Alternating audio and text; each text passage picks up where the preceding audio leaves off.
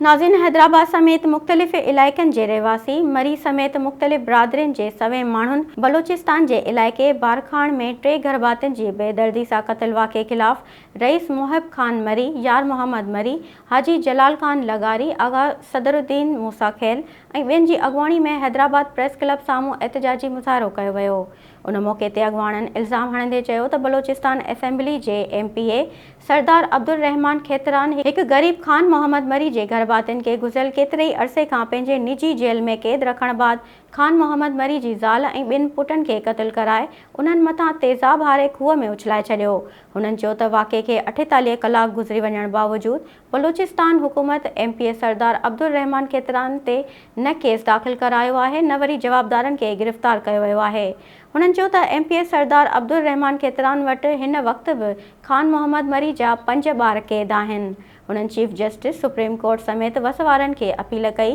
त ख़ान मोहम्मद मरी जे गर्भातियुनि जे क़त्ल वाक़े जो पाण मुरादो नोटिस वठी